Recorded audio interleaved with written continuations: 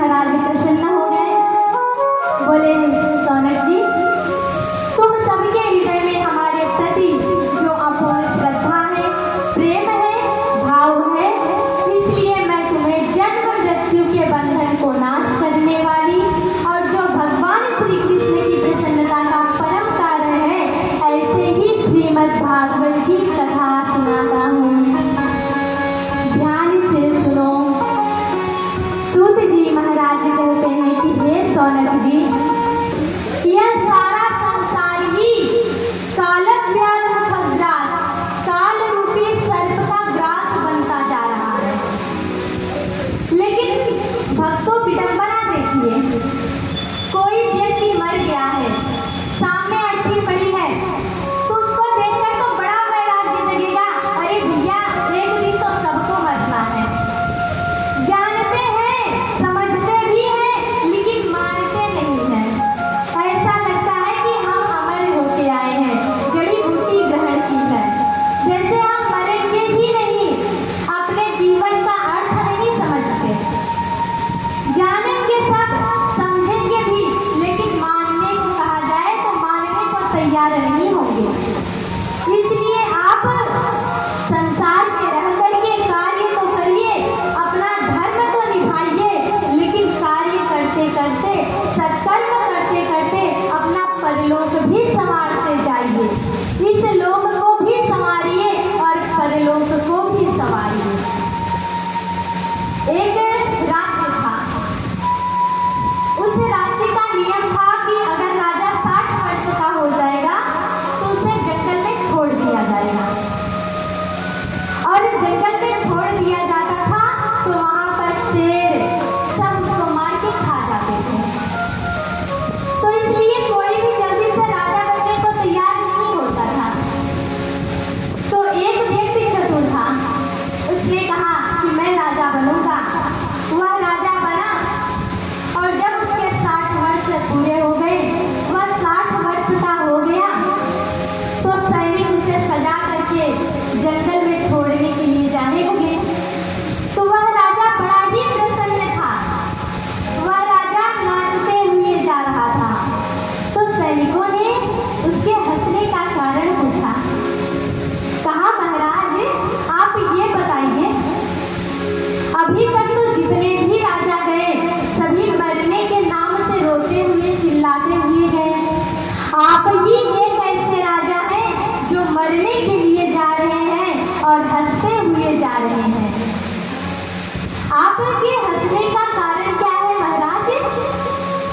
तब राजा ने कहा, सैनिकों, ये राज्य जो देख रहे हो ना, जितना बड़ा राज्य यहाँ पर है, मैंने इससे भी बड़ा राज्य नदी के उस पार जंगल में बनवा लिया है।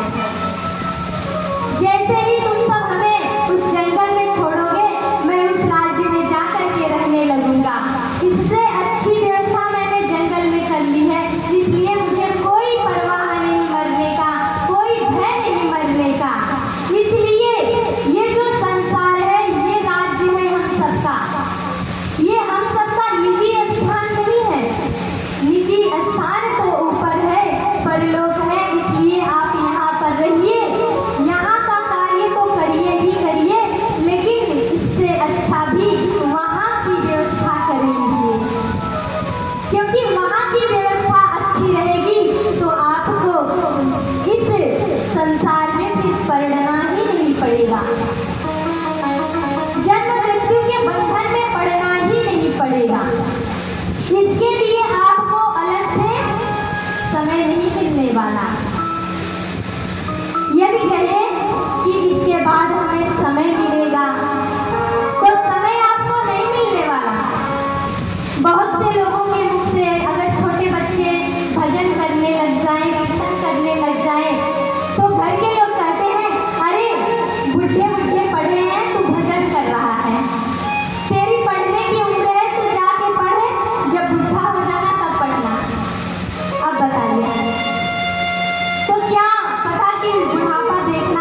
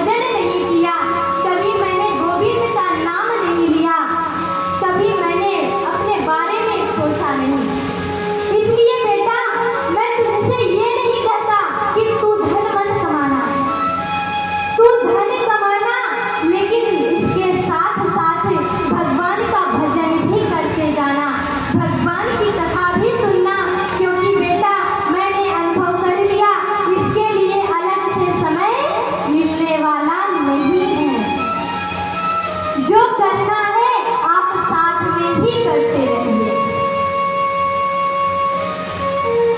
आप भजन कीर्तन आप काम करते रहिए, भगवान का नाम लेते रहिए। हे कृष्ण हे कृष्ण, हे राधे हे राधे। आपका क्या चला जाएगा? कार्य के साथ नाम जप लेंगे तो आपका कुछ घट जाएगा? नहीं ना। आप मन को तो गोविंद में लगाइए और शरीर से आप अपने सांसारिक कार्यों को करते रहिए। तो इसमें आपको कोई टैक्स देना पड़ेगा? नहीं ना। तो प्रेम से बोलो राधे राधे राधे राधे राधे राधे। सूत जी कहते हैं कि इस काल रूपी ग्रास से बचने के लिए श्रीमद् भागवतम शास्त्रम कलौ कीरेण भाषितम। व्यास नंदन श्री सुखदेव भगवान ने श्रीमद् भागवत कथा को प्रकाशित किया है। जो भी कलयुग में कथा को मन लगा करके श्रवण करेगा उसका कल्याण हो जाएगा।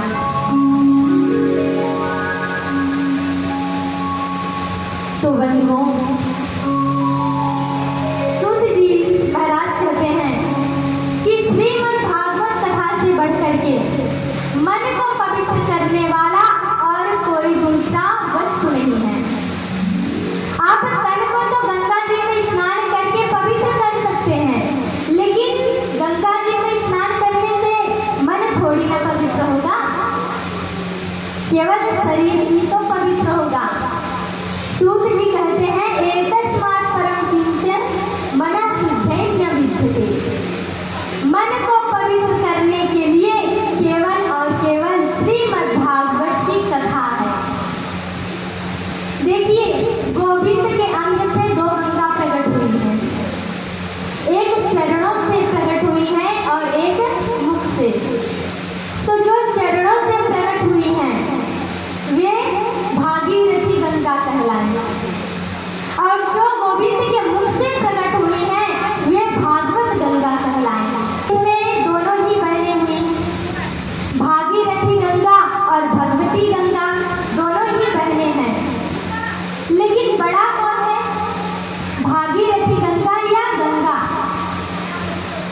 या भागवत की गंगा? बेटा अगर जिसका जुड़वा होता है, जिसके जुड़वे बच्चे होते हैं, भले ही 1-2 मिनट का अंतर हो लेकिन छोटे बड़े का अंतर रहता है। तो इसमें कौन सी कथा, कौन सी गंगा बड़ी है? आपको अगर शरीर के ताप को हरना है, मन के संताप को दूर करना है, शरीर के संताप को दूर करना है तो कहाँ पर जाना पड़ेगा? यदि शरीर के संताप को दूर करना है तो आपको हरिद्वार काशी प्रयाग में जाना पड़ेगा, तब जाकर के आपके शरीर का संताप दूर होगा। और मन का संताप दूर करना है तो फिर आप भागवत की गंगा को चाहे जहाँ बुलाकर श्रवण कर लीजिए। आपको भगवती गंगा आपके घर में आकर के ही आपके मन को पवित्र कर देगी। भागीरथी गंगा में स्नान करने जाओगे, अगर गहरे पानी में आप गए तो डूबने का भय रहेगा, लेकिन भगवती गंगा ऐसी है कि आप कितनी भी गहराई से उतर जाइए, कितनी भी गहरे चले जाइए, लेकिन डूबने का कोई भय नहीं है। और वैसे भागीरथी गंगा तो चरणों से निकली है और भगवती गंगा तो गोविंद के मुख से निकली है, इसलिए हर प्रकार से भागवत की गंगा ही सर्वश्रेष्ठ है, सबसे बड़ी है। इसके लिए आपको कहीं पर भी जाने आने की आवश्यकता नहीं है। सुखदेव भगवान सूत जी कहते हैं कि राजन, भागवत की महिमा आपको क्या बताएं? ये भागवत की कथा केवल हम मनुष्यों को ही सुलभ है, ये सबको भी नहीं सुलभ होता।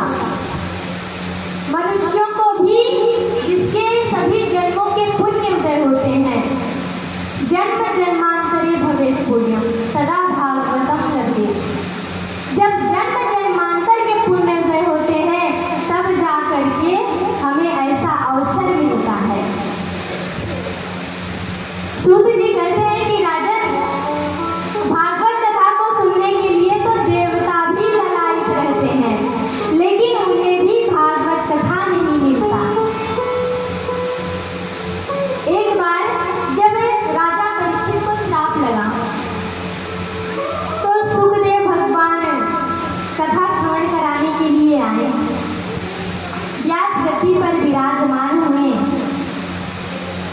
तो वैसे ही सभी देवता अमृत कलश लेकर के सुखदेव भगवान के पास आए, अमृत रखा और प्रणाम किए। तो सुखदेव भगवान को लगा कि ये भी कथा सुनने के लिए आए होंगे और प्रणाम करके बैठ जाएंगे, लेकिन देवता तो अपना कार्य बनाने में, कार्य साधने में बड़े कुशल होते हैं। देवता निवेदन करने लगे कि महाराज ये अमृत आप ले लीजिए। सुखदेव भगवान ने कहा कि आप अपने स्वार्थ की बात कहिए कि ये अमृत हमें क्यों देना चाहते हैं। सब देवता अपने स्वार्थ की बात में बोले गुरुदेव आप ये अमृत ले लीजिए और राजा परीक्षित को पिला दीजिए, जिससे राजा परीक्षित की मृत्यु टल जाए। तो और ये जो भागवत अमृत है यह हम सब देवताओं को पिला दीजिए तथा अमृत का पान हम कर लेंगे और अमृत का पान राजा परीक्षित कर लेंगे। तो इस प्रकार से अदला बदली हो जाएगी, होने से उनकी मृत्यु भी टल जाएगी और हम सभी देवता तथा अमृत का भी पान कर लेंगे। सुखदेव भगवान ने जब यह सुना तो देवताओं को फटकार लगाई, अरे ठगियाओं, अरे देवताओं, तुम सब बड़े चतुर हो। क्व सुधा क्व कथा लोके क्व काचन क्व मणि महान। इस तुच्छ अमृत को दे करके मुझसे महामूल्य कथा अमृत लेना चाहते हो। इस कांच के टुकड़े के बदले में मुझसे महामूल्य मणि लेना चाहते हो। सुखदेव भगवान ने अमृत को कांच का टुकड़ा बताया है और कथा अमृत को महामूल्य मणि। देवताओं को अमृत का पान नहीं कराया, उन्हें भक्ति शून्य जान करके उल्टे पांव ही लौटा दिए। यदि आप सभी कथा में बैठ करके कथा का रसपान नहीं किया, सच्चे मन और भावना से गोविंद के चरणों में एकाग्रचित होकर के कथा को नहीं श्रवण किया, तो आप कथा में तो भले बैठे हैं लेकिन कथा का लाभ आपको मिलेगा नहीं। आज कथाएं बहुत होती हैं लेकिन उसका प्रभाव दिखता नहीं। क्यों?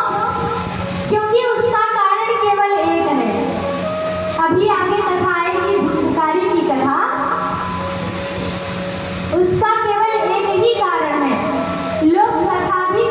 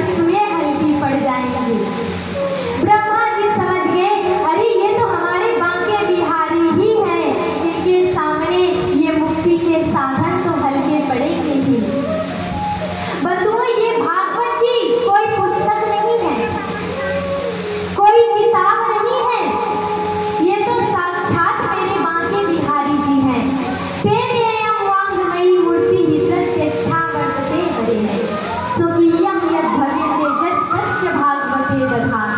ये भागवत जी तो साक्षात मेरे बांके बिहारी जी के वांगमय प्रतिमूर्ति है। बोलिए श्री बांके बिहारी लाल की, श्री राधा रानी सरकार की। आइए थोड़ा सा भजन और फिर आगे की कथा में। बिहारी घर मेरा ब्रज में बना दोगे तो क्या होगा। आप सब बांके बिहारी मुझसे प्रार्थना कीजिए कि प्रभु इस जन्म में तो जहाँ पर भी मिला मिला, लेकिन कृपा करके आप हमें अपने ब्रज धाम में रहने का स्थान दे दीजिए।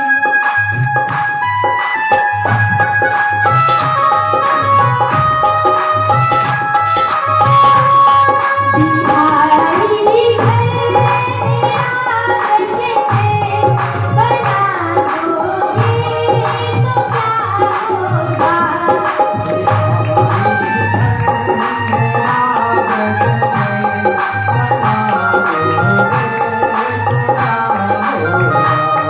मुझे ओ बांसुरी अपनी, मुझे ओ बांसुरी अपनी सुना दोगे तो क्या होगा।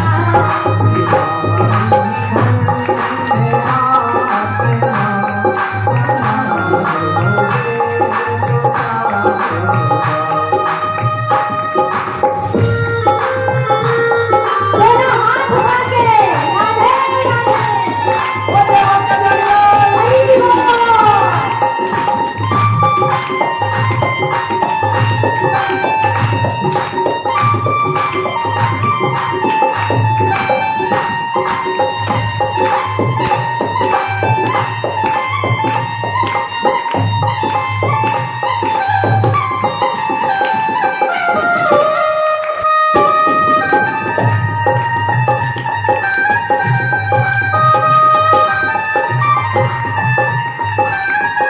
हरि बोल।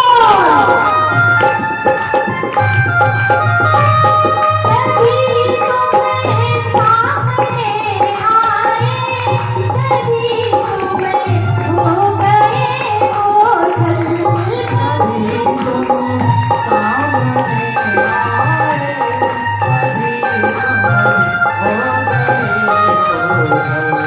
सभी तुम्हें सामने आए, सभी तुम्हें हो गए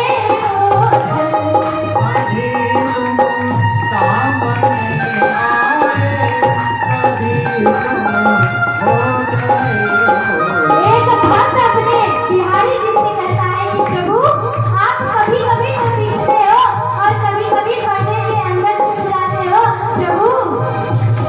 प्रभु ये बीच का पर्दा, प्रभु ये बीच का पर्दा हटा दोगे तो क्या होगा।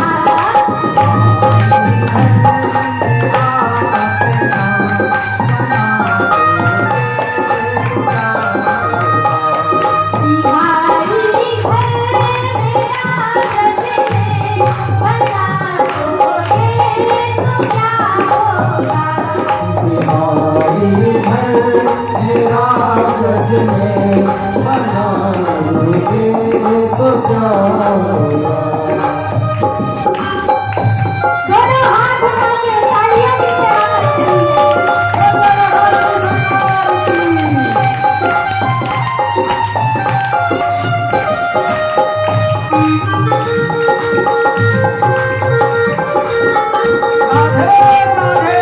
हरि बोल।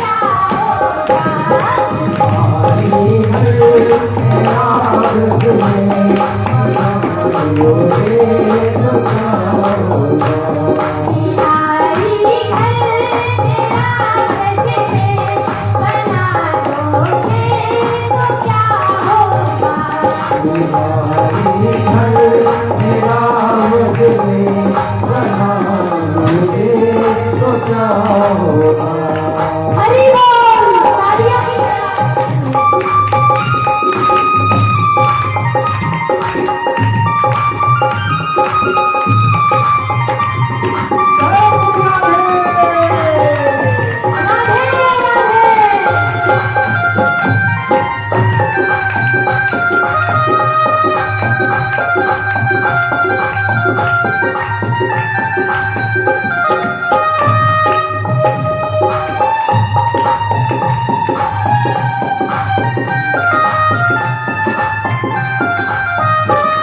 एक भक्त अपने भगवान से कहता है कि प्रभु दयानिधि हम तुम्हारे पास आने को तरसती है।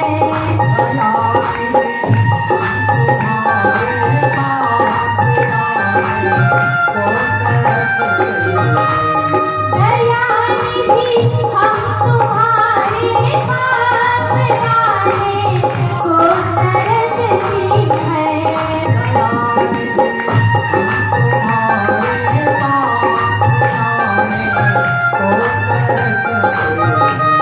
एक भक्त का भाव है।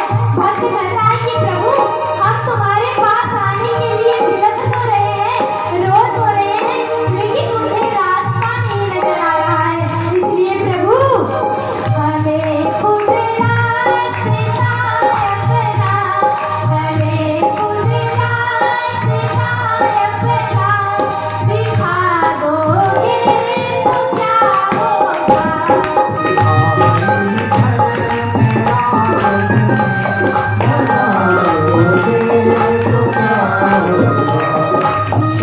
हमारी घर मेरा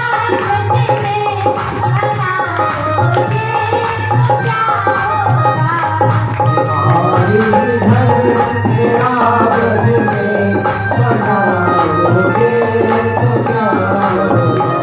राधे राधे।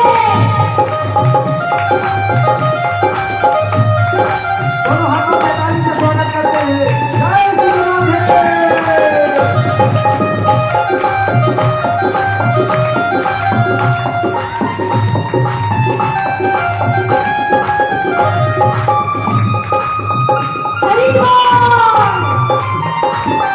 जय जय श्री राधे।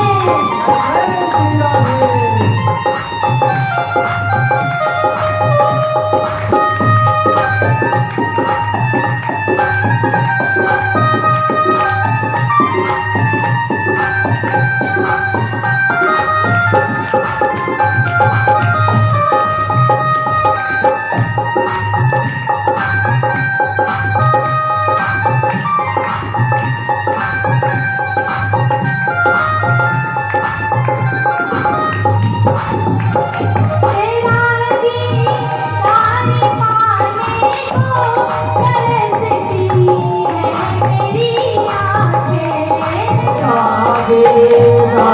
पाने को तरसती है मेरी आँखें। एक भक्त जब अपने भगवान को पुकारता है तो कहता है कि प्रभु अब तो आ जाओ, अब तो प्रतीक्षा मत करवाओ।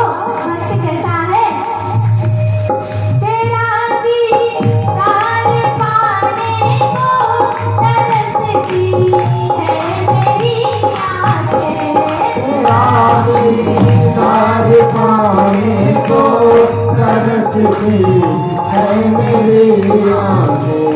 तरसती है